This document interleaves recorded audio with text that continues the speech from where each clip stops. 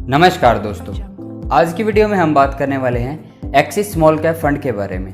दोस्तों आज की वीडियो में 12 पॉइंट्स हैं। 11 पॉइंट्स में हम इस फंड की बेसिक डिटेल से लेके एडवांस डिटेल को देखेंगे और 12वें पॉइंट में हम अपने कंक्लूजन पे पहुंचेंगे कि किसको इस फंड में निवेश करना चाहिए, किसको नहीं करना चाहिए।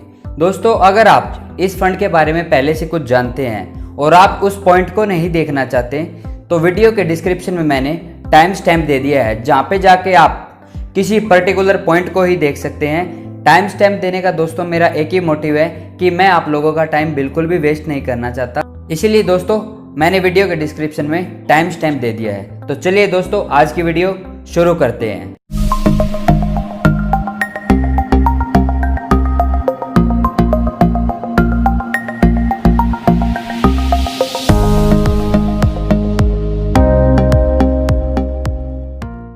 सबसे पहले एक्सिस स्मॉल कैप फंड है क्या।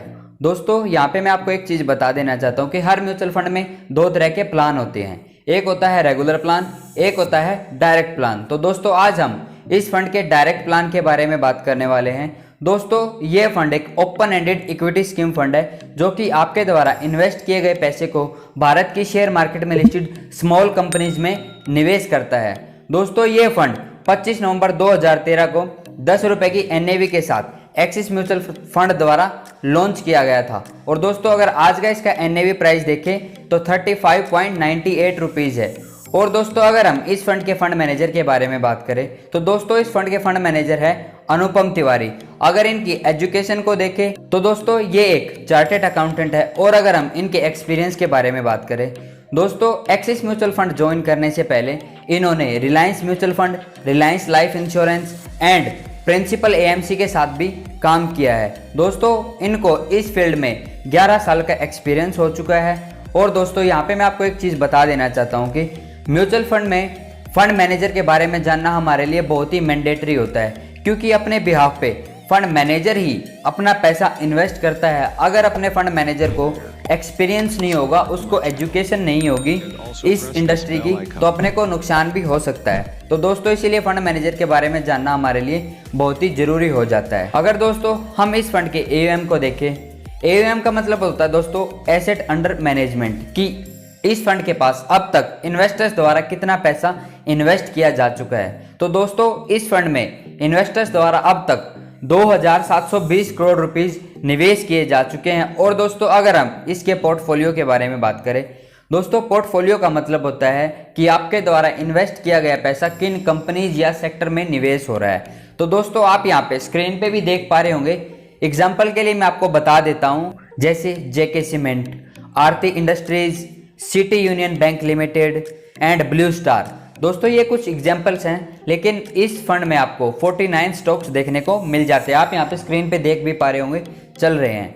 दोस्तों अगर हम इस फंड के इन्वेस्टमेंट के बारे में बात करें तो दोस्तों इस फंड में आप दो तरह से इन्वेस्टमेंट कर सकते हैं। पहला है SIP, दूसरा है लमसम। SIP का मतलब होता है दोस्तों सिस्टमैटिक इन्वेस्टमेंट प्लान।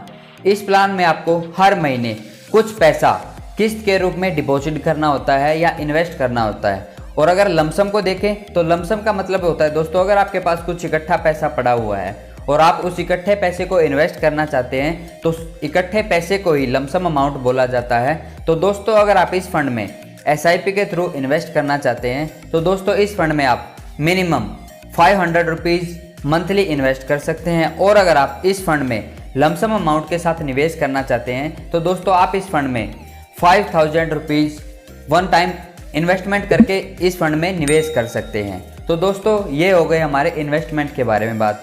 अब हम बात कर लेते हैं अपने चार्जेस के बारे में।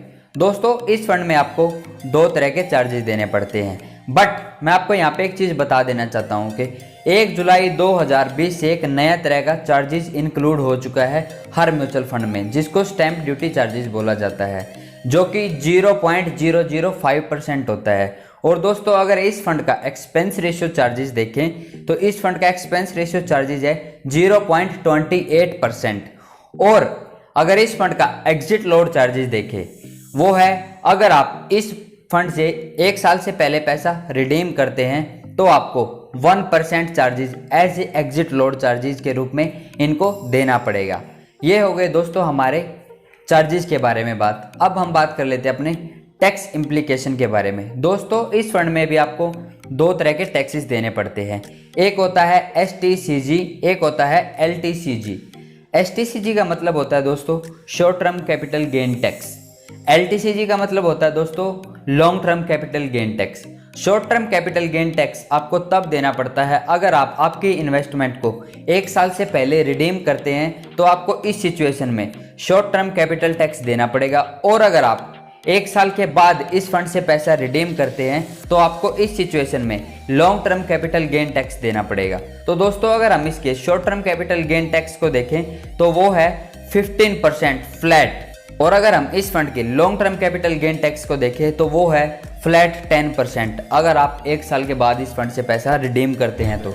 लेकिन यहाँ पे आपको मैं एक चीज़ और बता देना चाहता हूँ कि यहाँ पे इस फंड में आपको 1 लाख रुपए का रिबेट भी मिल जाता है। अगर आप आपके इन्वेस्टमेंट पे 1 लाख से ऊपर गेन करते हैं तो आपको जो ऊपर वाला गेन है उसी पे ये टैक्सेस देने पड़ते हैं, अदरवाइज नहीं देने पड़ते हैं। और दोस्तों अगर हम इस फंड के रिटर्न को देखें तो दोस्तों इस फंड ने पिछले 1 साल में अपने इन्वेस्टर्स को 13.50% का रिटर्न दिया है। और दोस्तों अगर इसके 3 साल के रिटर्न को देखें तो इस फंड ने अपने इन्वेस्टर्स को 9.50% का रिटर्न दिया है। और दोस्तों अगर हम इस फंड के ऑल टाइम रिटर्न को देखें, जब से ये फंड शुरू हुआ है तब से लेके अगर आज तक के इस फंड के रिटर्न को देखें तो इस फंड ने अपने इन्वेस्टर्स को 20.70% का रिटर्न दिया है। और दोस्तों अगर हम इसी कैटेगरी के अदर फंड्स की बात करें तो उन्होंने अपने इन्वेस्टर्स को पिछले 1 साल में 10.70% का रिटर्न दिया है। और अगर हम इनके 3 साल के रिटर्न को देखें तो इन्होंने अपने इन्वेस्टर्स को -8% का रिटर्न दिया है। दोस्तों ये हो गए हमारे सभी रिटर्न के बारे में बात। लेकिन मैं आपको यहाँ पे एक चीज़ और बता देना चाहता हूँ, कभी भी आपको किसी म्यूचुअल फंड में उसके रिटर्न को देख के कभी भी इन्वेस्ट नहीं करना चाहिए। आपको उस फंड के ट्रैक रिकॉर्ड को देख के ही उस फंड में निवेश करना चाहिए कि उस फंड ने गिरते हुए मार्केट में कैसा परफॉर्म किया है, बढ़ते हुए मार्केट में कैसा परफॉर्म किया है। म्यूचुअल फंड इंडस्ट्री में माना जाता है कि अगर कोई फंड गिरते मार्केट में कम गिरता है और बढ़ते मार्केट में ज़्यादा बढ़ता है तो वो म्यूचुअल फंड इन्वेस्टर्स के लिए एक अच्छा ऑप्शन हो सकता है। दोस्तों अब हम बात कर लेते हैं अपने प्रोज और कॉन्स। प्रोज और कॉन्स का मतलब होता है दोस्तों फायदा और नुकसान। दोस्तों इस फंड का पहला फायदा है लोअर एक्सपेंस रेशियो, दूसरा फायदा है 1 year return are higher than the category average. दोस्तों इस फंड में 2 तरह के ये फायदे हैं, लेकिन एक तीसरा भी फायदा मेरे को लगता है तो वो है इसकी अपॉर्चुनिटी कि ये अपने इन्वेस्टर्स को ज़्यादा रिटर्न कमा के दे सकता है। लेकिन दोस्तों अब हम बात कर लेते हैं इसके कॉन्स के बारे में। दोस्तों इस फंड का पहला नुकसान है इसका रिस्क। इस फंड में आपको रिस्क बहुत ही ज़्यादा देखने को मिल जाता है, क्योंकि दोस्तों आप यहाँ पे देख ही सकते हैं कि इस फंड के थ्रू आप भारत की छोटी कंपनीज में पैसा इन्वेस्ट करते हैं जिन पे गिरते हुए मार्केट का बहुत ज़्यादा असर होता है, क्योंकि वो गिरते हुए मार्केट में ज़्यादा गिरती हैं। तो इसीलिए दोस्तों इस फंड में रिस्क दूसरे म्यूचुअल फंड के मुकाबले ज़्यादा है। तो दोस्तों इस फंड का एक ही नुकसान मेरे को लगता है। और दोस्तों अब हम बात कर लेते हैं अपने इन्वेस्टमेंट ऑब्जेक्टिव के बारे में। दोस्तों इन्वेस्टमेंट ऑब्जेक्टिव का मतलब होता है किसी भी फंड का एम या गोल। दोस्तों इस फंड का एम है कि मैं अपने इन्वेस्टर्स को एक लॉन्ग टर्म कैपिटल एप्रिसिएशन दे सकूं उनकी इन्वेस्टमेंट पर, small cap companies and equity related instrument में इन्वेस्ट करके। दोस्तों ये हो गया इसका एम। दोस्तों यहाँ तक अगर हम बात करें तो ये हमारे 11 पॉइंट्स कवर हो जाते हैं। और अब हम पहुँच चुके हैं अपने कंक्लूजन पे। दोस्तों कंक्लूजन देने से पहले मैं आपको एक चीज़ बता देना चाहता हूँ। दोस्तों मैं आपको रेकमेंड बिल्कुल भी नहीं करता हूँ कि आपको इस फंड में निवेश करना चाहिए या नहीं करना चाहिए। दोस्तों मैं अपना ओपिनियन शेयर करता हूँ, मैं एक नॉलेज पर्पज़ के लिए आपके लिए वीडियो बनाता हूँ, क्योंकि अगर आप इस म्यूचुअल फंड में या किसी म्यूचुअल फंड में निवेश करना चाहते हैं तो आपको क्या क्या चीज़ें देखनी चाहिए। तो दोस्तों इसीलिए मैं आपकी नॉलेज पर्पज़ के लिए वीडियो बनाता हूँ। तो दोस्तों यहाँ पे उन इन्वेस्टर्स को इस फंड में निवेश बिल्कुल भी नहीं करना चाहिए जो कि जल्दी पैसा रिडीम करना चाहते हैं, क्योंकि दोस्तों कम समय में आपको रिटर्न इतना अच्छा खासा नहीं देखने को मिल सकता। लेकिन कहीं कहीं ऐसा भी लग सकता है कि ये फंड आपको रिटर्न भी हायर दे सके। लेकिन मैं आपको बता देना चाहता हूँ कि म्यूचुअल फंड में एक लॉन्ग टर्म के हिसाब से ही आपको निवेश करना चाहिए, कम समय में आपको नुकसान भी हो सकता है। और दोस्तों अगर आप इस फंड में निवेश करना ही चाहते हैं तो दोस्तों आप एक SIP के थ्रू इस फंड में निवेश कर सकते हैं, क्योंकि दोस्तों SIP के थ्रू अगर आप निवेश करते हैं तो आपको गिरती मार्केट का भी फायदा होता है और बढ़ती मार्केट का भी फायदा होता है। तो दोस्तों ये हो गए हमारे सभी 12 के 12 पॉइंट कवर। दोस्तों उम्मीद करता हूँ आपको आज की वीडियो का कॉन्सेप्ट क्लियर हो गया होगा। दोस्तों अगर आपको वीडियो अच्छी लगी है या हेल्पफुल लगी है तो दोस्तों वीडियो को लाइक कीजिए, और दोस्तों अगर आपको लगता है कि ये वीडियो आपके या आपके किसी दोस्त या रिलेटिव के काम आ सकती है तो दोस्तों वीडियो को शेयर कीजिए। और दोस्तों अगर आप ऐसी ही हेल्पफुल वीडियो देखना चाहते हैं या नॉलेजेबल वीडियो देखना चाहते हैं तो हमारे चैनल को सब्सक्राइब कीजिए। और दोस्तों अगर आप किसी म्यूचुअल फंड में निवेश करना चाहते हैं तो दोस्तों मैंने वीडियो के डिस्क्रिप्शन में एलाइस ब्लू का लिंक दे दिया है, जहाँ पे जाके आप अपना डीमैट अकाउंट ओपन कर सकते हैं। दोस्तों एलाइस ब्लू इंडिया का ग्रोइंग डिस्काउंट ब्रोकर है, जिसके साथ आप अपना डीमैट अकाउंट ओपन करके म्यूचुअल फंड में भी इन्वेस्ट कर सकते हैं या स्टॉक मार्केट में भी इन्वेस्ट कर सकते हैं। दोस्तों उम्मीद करता हूँ आपको आज की वीडियो का कॉन्सेप्ट क्लियर हो गया होगा। आज के लिए वीडियो में इतना ही, मिलते हैं आने वाली किसी नई वीडियो में, तब तक के लिए नमस्कार।